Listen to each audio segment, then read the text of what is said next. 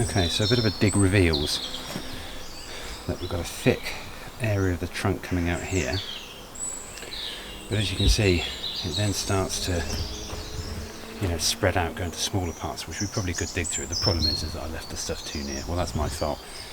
That's a bit of a mistake. But what I'm going to do is I'm just going to chainsaw just to give it a bit of a hand, those top parts, and then we'll take a slice out.